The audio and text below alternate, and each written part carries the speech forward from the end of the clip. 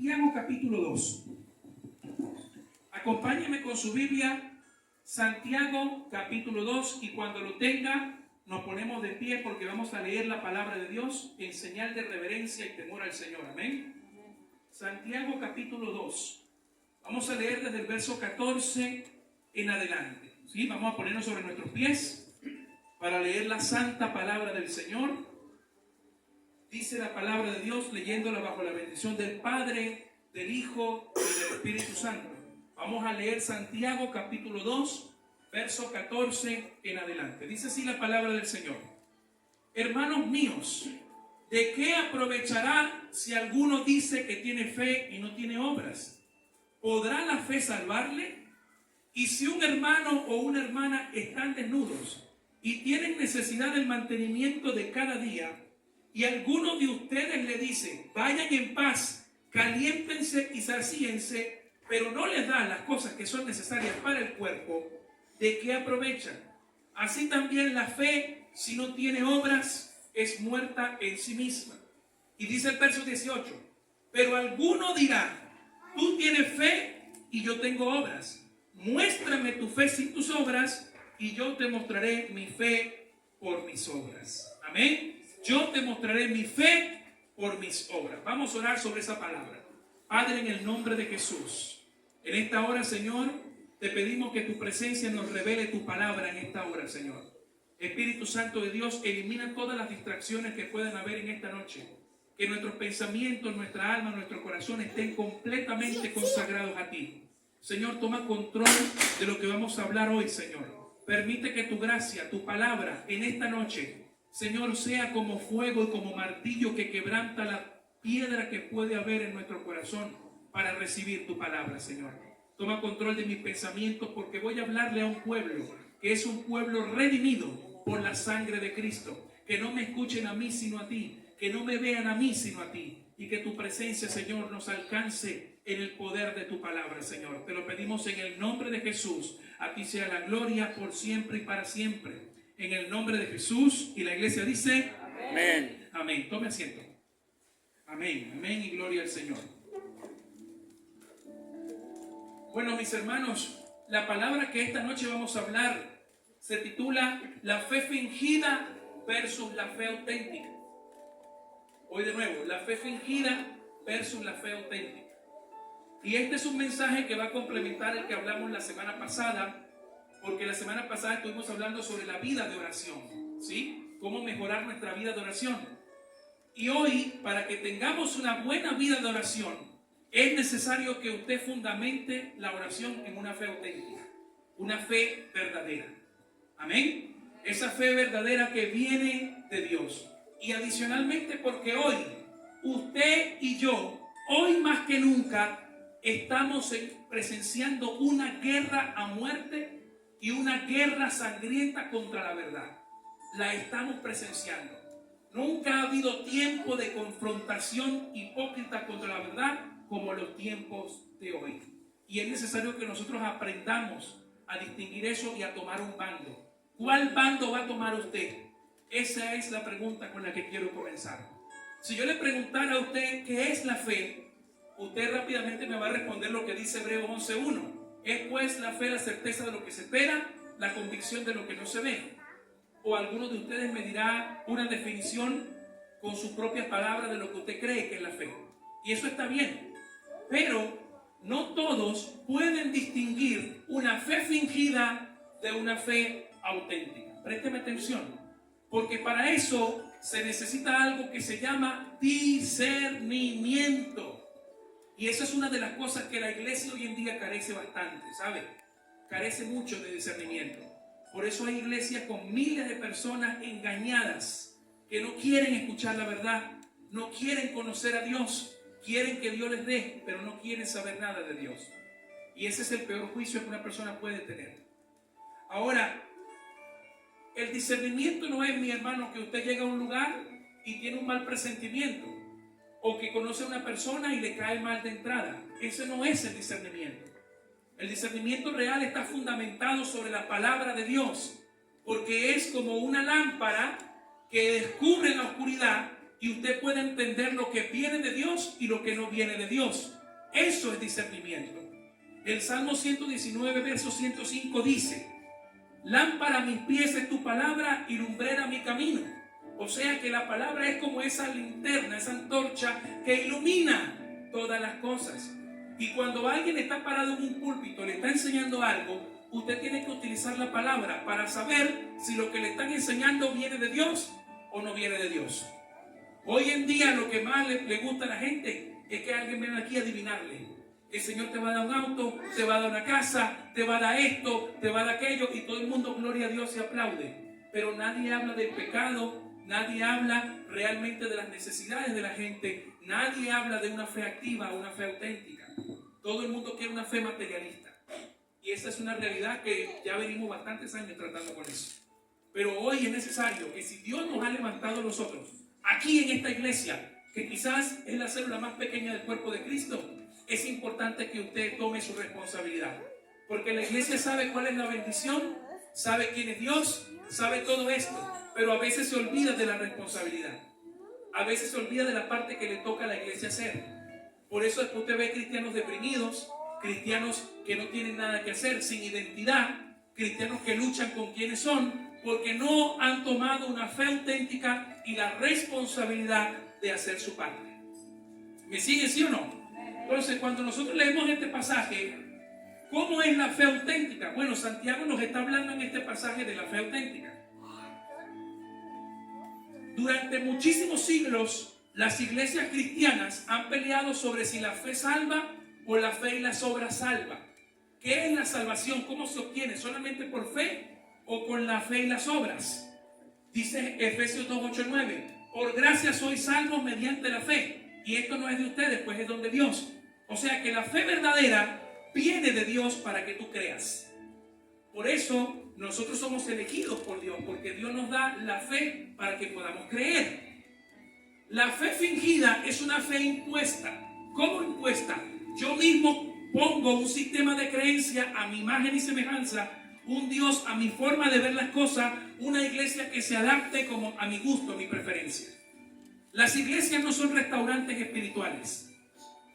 No, yo voy aquí porque a mí me gusta la comida de aquí, voy acá. No son restaurantes espirituales.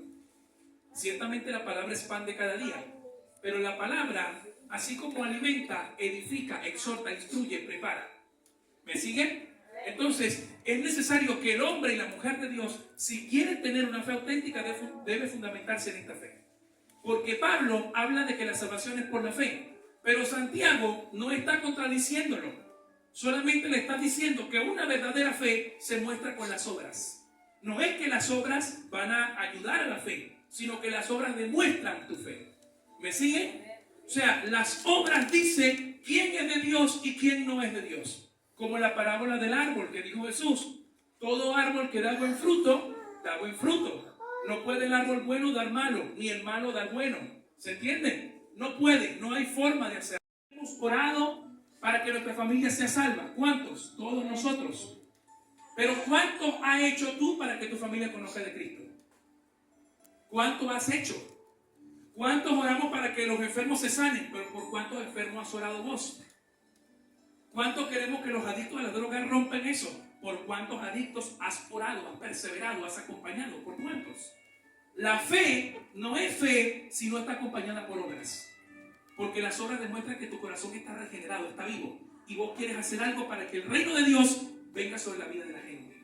Entonces, en lugar de estar perdiendo el tiempo, está esperando que Dios nos bendiga materialmente, pregúntate qué recompensa puedes acumular en el cielo por las obras que Dios quiere que hagas. Porque hay gente que está esperando que vos le digas algo, que vos ores por esa persona. La gente, tú le puedes decir: sí, yo te voy a profetizar auto, casa y todo. ¿Para qué? Dime para qué. ¿Para qué yo quiero un auto y una casa y todo eso? ¿De qué me ayuda? Bueno, hermano, una casa, viste, bonita para que viva mejor. Mejor de la que ya vivo. Si gracias a Dios no me falta nada. Bueno, pero tú vives en un lugar chiquitito. Bueno, pero estoy cómodo, soy feliz. ¿Cuál es el problema? ¿Para qué quiero algo más grande? Para que cuando me muera, después mi familia pelee por quedarse con eso y deje toda una discordia. Eso es lo que yo quiero. Que mis hijos después se peleen por mi plata. Porque se queda con el auto, con la empresa y no se hable más nunca. Eso es lo que yo anhelo. Esa es la familia que yo voy a dejar. El corazón materialista piensa engañadamente que el buen nombre, la fama y el dinero y las cosas lo van a hacer conocer como el mejor cristiano. No, mi querido, sepa que Cristo se despojó a sí mismo para morir en una cruz. ¿Sabe que Cristo tenía una vestidura de una sola costura? ¿Sabía eso? Una sola costura tenía la vestidura de Cristo. Una sola. O sea que era una túnica simple. Simple. Bueno, hermano, no voy a hablar porque tiene una corbata o una cosa, bueno, pero no se crea, no se deje engañar. La verdadera santidad está en el corazón. Y ahí cuando uno verdaderamente entiende esto, uno puede decir, Señor, gracias porque mi fe es auténtica. Y ya vamos a declarar cuáles son los frutos de la fe auténtica y la fe fingida para que usted aprenda a identificarla. Porque no es tan fácil, ojo, todo hombre y mujer que parece de Dios no es de Dios hasta que pruebe lo contrario. ¿Se acuerdan de esa declaración de los abogados? La presunción de inocencia. Usted es inocente hasta que se pruebe lo contrario. Bueno, en las cosas de Dios hay algo similar. Usted dice que es de Dios, bueno, vamos a ver sus frutos. Si sus frutos son de Dios, entonces usted viene de Dios. Porque todo el mundo puede ir a un seminario, tener un título teológico, graduarse de todos los institutos habidos y por haber leído la Biblia 6 veces, pero la Biblia nunca haberlo leído usted. Usted puede leer la Biblia, pero la Biblia no haberlo leído usted nunca. Y eso es importante que usted lo sepa. Amén. Le digo algo, y que antes de irme a todo lo que es el desglose del pasaje. El pasado jueves me enteré de una noticia terrible, muy mala para el mundo evangélico bautista estadounidense. El pastor Steven Lawson, que es un pastor de más de 40 años de pastorado, autor de más de 30 libros, profesor de institutos de teología, profesor de universidades, de institutos de teología, una persona extremadamente famosa como pastor. El pasado jueves confesó que había pecado de adulterio, había tenido una relación inapropiada con una mujer. Habló con los ancianos de la iglesia y lo despidieron inmediatamente del pastorado. Renunció a todo lo que él hacía por ese desliz, renunció de todo lo que él hacía. Un hombre que había tenido una reputación intachable había caído en este pecado terrible. Y sabe, pasaron dos cosas de las cuales ninguna es bíblica. Dos cosas. Una de ellas, empezó el mundo de las redes sociales a condenarlo, a juzgarlo, a lanzarle piedras. Empezaron todos ellos a decir cosas, barbaridades, como todos los cristianos anónimos que se sientan detrás de un monitor a expresar cualquier cosa haciéndose los espirituales. Todo eso ocurrió. Nadie propuso orar por este hermano para restaurarlo. Nadie. Todo el mundo empezó a juzgarlo y a condenarlo, a decir que era esto, que era aquello. Eso fue lo primero. Y lo segundo es que nadie tuvo esa actitud de poder tener un espíritu de restauración y decir, Señor, oro por la familia de ese hermano, porque yo fui bendecido por prédicas de ese hermano, fui bendecido por el ministerio de ese hermano. Pero nadie nunca tuvo lo que dice Gálatas 6:1, espíritu de mansedumbre para restaurar al caído. ¿Sabía que los cristianos son el único ejército que se mata a sí mismo? El único ejército que mata a sus propios soldados somos los cristianos. Y eso es algo terrible. Jesús dijo en Mateo 11:28, vengan a mí todos los que estén trabajados y cargados, que yo los haré descansar. Llevad mi yugo y aprended de mí, que soy manso y humilde de corazón. Mi yugo es fácil y ligera mi carga. ¿Por qué tenemos que llevar cargas más pesadas para señalar y condenar a otros? ¿Por qué? Dice 1 Corintios 10, el que esté firme, mire que no caiga. Esa es una advertencia dura del apóstol Pablo. Porque el mismo apóstol Pablo dice, yo golpeo mi cuerpo, lo golpeo, mi carne, y lo pongo como siervo, no sea que yo vaya a ser descalificado. O sea, Pablo también tenía las mismas pasiones que usted y yo en este cuerpo naturaleza pecaminosa. Pero eso no quiere decir que usted tenga una fe auténtica solo por el hecho de que se equivoque, sino que la actitud que usted tome cuando usted caiga o cuando otro caiga es lo que va a determinar si su fe es real.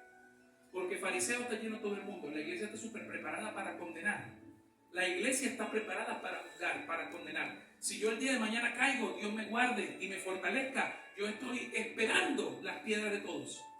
Y ojo, no crean esto, no estoy pensando mal de usted. Pero seguramente eso puede ocurrir. Pero me gustaría esperar que todos digan, mi hermano, voy a orar por ti. Voy a orar por tu restauración. Voy a orar para que te sientas bien, para que Dios te levante. Porque sabemos el fruto que vos das con tu vida. Sabemos lo que Dios ha hecho con tu vida, que el diablo no lo puede acallar por un desliz. Pero también es cierto que el liderazgo cristiano tiene un estándar muy alto y debe ser así. Debe ser así, porque los hermanos depositan confianza en los pastores, en los siervos, en los predicadores. ¿Qué termina ocurriendo? Lo que pasa en la plaza cuando estamos evangelizando. Gente que viene de otras iglesias maltratada, desilusionada, engañada, no atendida. Nosotros hemos tenido esa gente en la iglesia, en la plaza. Me fui de tal iglesia porque me pasó esto, me hicieron aquello. Nunca nadie cumple lo que dice Gálatas 6. Espíritu de restauración y mansedumbre. Levanta al caído y ahí está mostrando a Cristo. La fe fingida adultera la palabra. Voy a pedirle a un hermano que me ayude a buscar 2 de Corintios capítulo 4, verso 2. La fe fingida adultera la palabra. ¿Qué quiere decir eso? Que la utiliza para manipular la espiritualidad de la gente. ¿Por qué? Porque no puede con la verdad. No quiere predicar la verdad. Porque si predica la verdad, se descubre su fruto. Y por ende el fruto no le va a dar crecimiento a nadie. Porque prefiere mantener las sillas llenas de personas no convertidas para hacerle creer que tiene un ministerio exitoso, a tener pocas sillas llenas, pero gente convertida. Gente convertida y llena de Cristo. Gente llena de la palabra.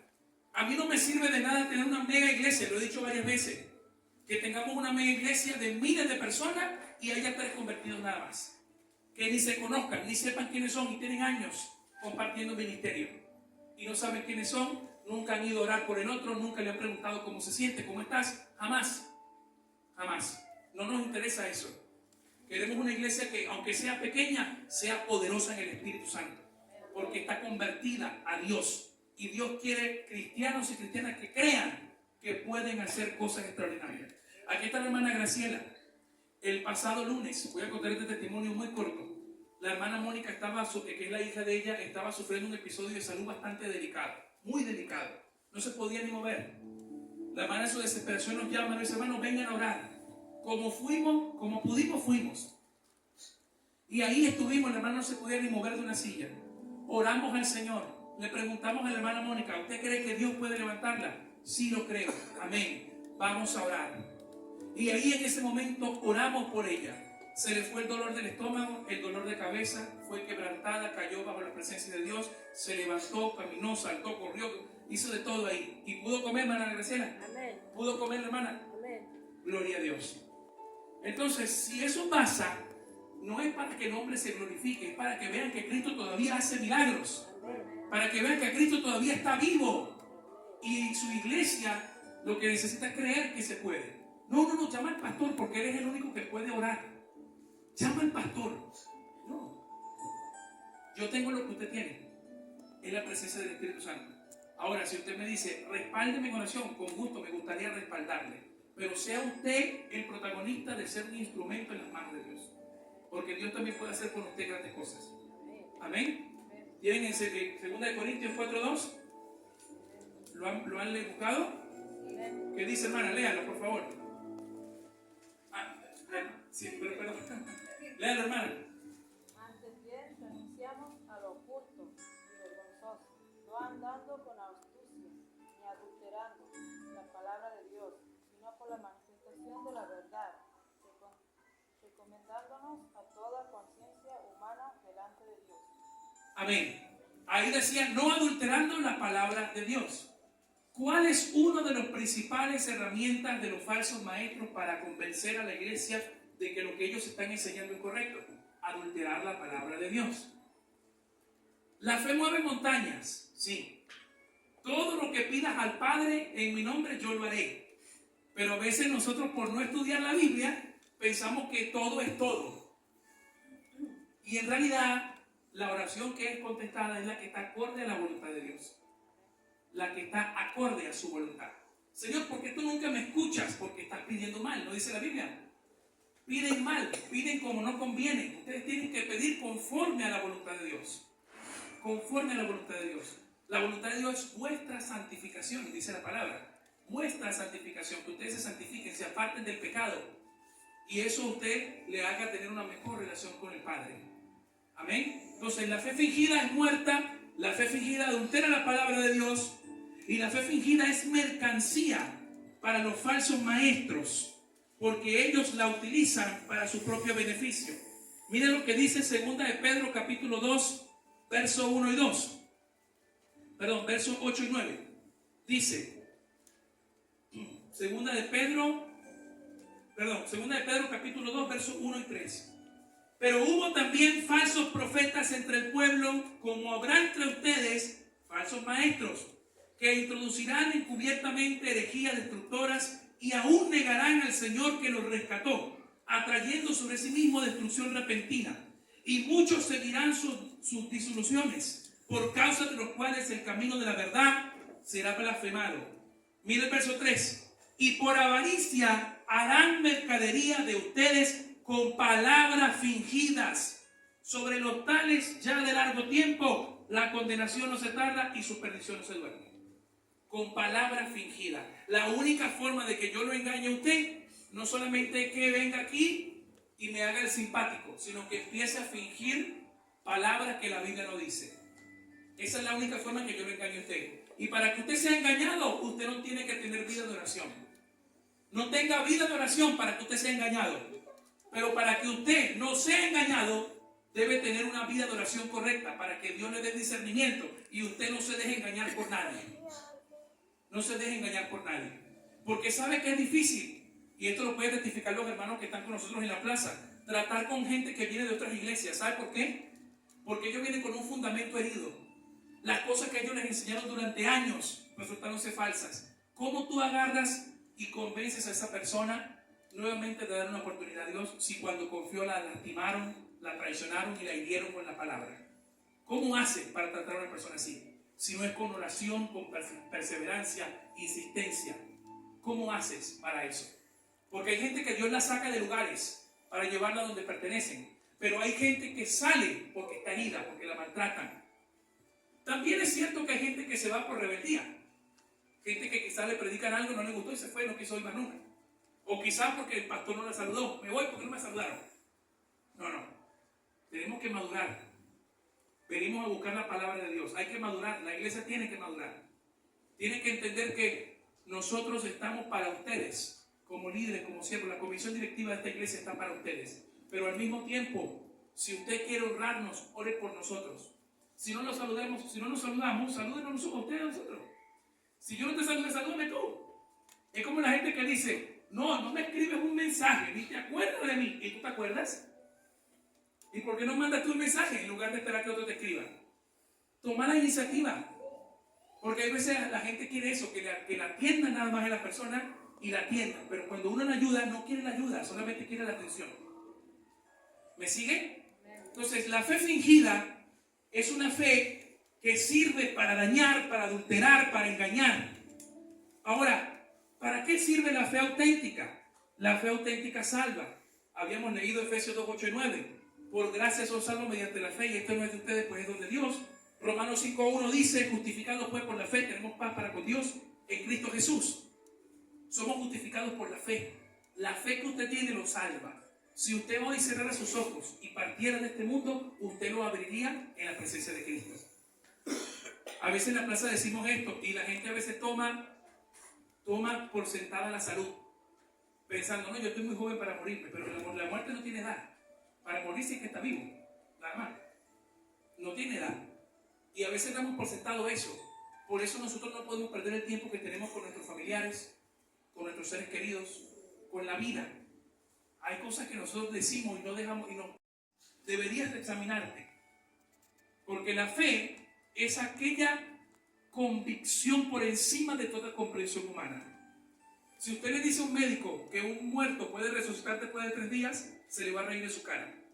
Pero usted tiene evidencias no solamente bíblicas, sino históricas, que hubo un hombre que lo hizo y resucitó entre los muertos.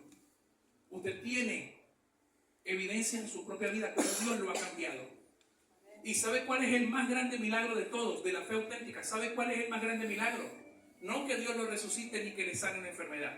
Porque si Dios lo resucita, usted se va a volver a morir. Pero si usted se sana, usted se va a volver a enfermar. Pero ¿sabe qué? El mayor milagro que Dios puede hacer es cambiar su vida. Porque ¿cuántos años pasan los psicólogos tratando de cambiar a la gente y no lo cambian? ¿Cuántos años pasan los psiquiatras haciendo el esfuerzo y te dan pastillas para que cambies? Y no lo logran. Solamente Cristo cambia a la persona. Y ese es el mayor milagro. Cuando tú ves un adicto que dice, ya no necesito la droga. Cuando usted ve a una persona que vivía en promiscuidad sexual, yo ya tengo dominio propio. Cuando usted ve a un alcohólico decir, basta el alcohol. Cuando usted ve ese es el mayor milagro. Porque Dios le dio vida nueva. Segunda de Corintios 5:17. Todo el que está en Cristo, nueva criatura es. Las cosas viejas pasaron. He aquí todo es hecho nuevo. Nuevo significa que si había una maldición generacional en tu vida, tú eres la primera generación cristiana que la corta. Que la corta. Mi papá era alcohólico, mi abuelo era alcohólico, mi tío era alcohólico, yo voy a ser alcohólico. No. Porque si tú viniste a Cristo, tú rompes eso. Todos murieron del corazón. ¿Moriré yo del corazón? No. Si tú eres de Cristo, rompiste eso. Tú rompiste eso porque Cristo te dio la fe que salva. La fe auténtica. Entonces tú tienes que pararte ahí. Aunque toda tu familia haya tenido un patrón de enfermedad, de adicciones, de vicio, de brujería, si viniste a Cristo, nueva criatura eres. Las cosas muy viejas pasaron. Ya pasaron.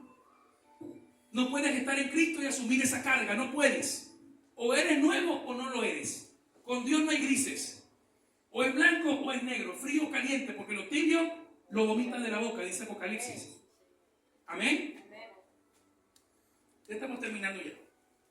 La fe auténtica denuncia el pecado. Mire lo que dice Marcos capítulo 6. Aquí, esta es la parte más difícil.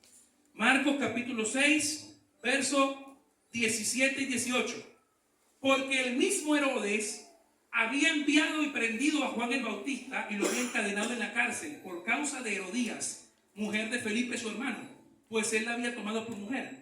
Porque Juan decía a Herodes, no te es lícito tener la mujer de tu hermano. O sea que la fe auténtica denuncia lo que está bien y lo que está mal. Hay que tener el pantalón bien puesto para ir delante de un rey y decir lo que tú estás haciendo es pecado. Hay que tener un pantalón bien puesto. ¿Ah? Pero saben, hay que tener todavía el pantalón más puesto para nosotros mirarnos en el espejo y decir, tú no puedes seguir así. Verme en el espejo y decir, yo no puedo seguir viviendo esta vida. No puedo seguir siendo inconstante. Un día en la iglesia, 3 meses en la calle. No puedo seguir así. Hay que tener todavía el pantalón más puesto para eso. Porque denunciar al otro es fácil, pero denunciarte a ti es difícil. Criticar la vida de otro, hay filas para hacerlo. Pero criticar nuestra vida es complicado. Es complicado. Pidamos la ayuda del Espíritu Santo para que nos ayude a discernir lo que viene de Él y lo que no viene de Él. Eso es lo que tenemos que hacer. Si tú necesitas ordenar tu vida, ordénala. Tienes años de pareja con alguien, cásate. Te lo digo por testimonio propio, cásate, te ayudará. Tienes años tratando de culminar una carrera académica y no has podido, termínala. Has empezado a leer un libro y llegaste a la mitad y andas con esa costumbre de no saber, termínalo. Oblígate a tener hábitos y disciplinas espirituales que te ayuden para que veas el cambio. No esperes que el cambio venga del cielo, que caiga automáticamente y ya cambiaste. No, hay que hacer cosas. Por eso la fe tiene que tener obras. Hay que hacer cosas. ¿Quieres poder espiritual? Ayuna, obedece, sujétate para que tengas autoridad. Nadie puede tener autoridad si no está bajo sujeción. No puede. ¿Por qué no puede? Porque tú no puedes decirle a los espíritus malignos, sal de él en el nombre de Jesús, o que te obedezca si vos no estás sujeto a autoridad. No puedes. O si estás en pecado, estás imponiendo manos. ¿Qué ha pasado? Y el diablo viene y le dice cosas. Tú me vas a poner mano a mí si tú andas en esto y en aquello. ¿Se entiende? No es un juego. Todo lo que estamos aquí, lo que estamos en la plaza, ¿cuántas manifestaciones hemos visto en la plaza? Gente vomitando cosas, hablando con voz de hombres, mujeres. ¿Cómo eso lo hemos visto? Lo hemos visto en la plaza. Y me da risa porque me acuerda, estamos con los hermanos y hacíamos eso y los policías nos veían de lejos. No querían acercarse. Y después que habíamos hecho todo, ahí se acercaban todos para querer corrernos. Después que había pasado todo. ¿Ah? Porque la autoridad espiritual es primero que la autoridad civil. Sepa eso. La necesidad espiritual es primero. Samuel ungió a Saúl. Primero en la espiritual, después el rey civil. Y nosotros estamos llamados a orar por los reyes, por los que están en eminencia. Pero ¿quiénes lo pueden hacer? Aquellos que tienen una fe auténtica. Aquellos que no les importa nada, que están pensando cómo irse a otro lugar cómodo para no tener necesidades. Pero los que sí tienen fe auténtica se meten en el barro y se ensucian. Por eso hablaba del ministerio al principio de los niños de Cristo. Está mi hermano Jesús Zulema. Es fácil ir con aire acondicionado en invierno, lindo, que no le falte nada, todo hermoso, que lo atiendan como reyes, los niños van a comer de todo. Es difícil cuando hace 50 grados de calor y hay que ir. ¿Ah? Y hay que ir los niños y están orando y ellos están ahí de pie. Porque ellos tienen una fe auténtica. A ellos no los está obligando nadie, ellos lo hacen porque Cristo los mandó. Nadie le ha dicho que lo dejen de hacer o que lo hagan. Ellos están respondiendo. Porque ellos han entendido que lo están haciendo para Dios, no para la iglesia. No para que otro lo vea, para que el pastor lo vea. Que si no, lo están haciendo para Cristo. Todos los que van a la radio van para llevar almas a Cristo. Todos los que van a la plaza van porque quieren predicar, quieren ser usados por Dios. No para que el pastor lo vea que están sirviendo. Porque a mí no me sirve nada verlo a usted servir. ¿Para qué? ¿Qué le voy a dar yo? Yo no morí por usted, ni mi sangre fue derramada por usted. ¿Qué le puedo dar yo? Lo único que yo le puedo pedir es que usted ore por mí más bien. Yo necesito de su oración para poder estar de pie. Yo no soy autosuficiente ni soy todopoderoso. Yo soy más pequeño que usted. El que quiere ser el primero, que sea su servidor. Yo no puedo tomar un ejemplo de autoridad, que soy el profeta, el apóstol, esas cosas que no existen. Están en la imaginación del hombre. En la Biblia no está. En la Biblia no está. Ya hubo apóstoles, ya hubo profetas, ya hubo. Pero en el fundamento, Efesios 2:20. Ahora tenemos que edificarnos en el fundamento, que ya está. Cuando usted construye una casa, usted le pone el fundamento una vez. No puede estar poniendo fundamento varias veces, no existe eso. ¿Se entiende? Entonces, mis hermanos, para salir del engaño, pedimos a Dios, Señor, quita las escamas de mis ojos, como Ananías con Pablo. Cuando oró, escamas cayeron de sus ojos y pudo ver la verdad para darse cuenta. Un hombre que mataba a cristianos. Ahora, como reflexión final, el caso que le conté recién del pastor este que cayó en adulterio. ¿Usted cómo reaccionaría ante un caso así? Si usted hubiese conocido a David personalmente, al rey David, ¿cómo lo hubiera tratado? ¿Usted sabía que David mató y adulteró? ¿Sabía eso? Si alguien se para aquí y diga, yo fui pastor y adulteré y maté, ¿usted diría que un hombre así tiene el corazón de Dios?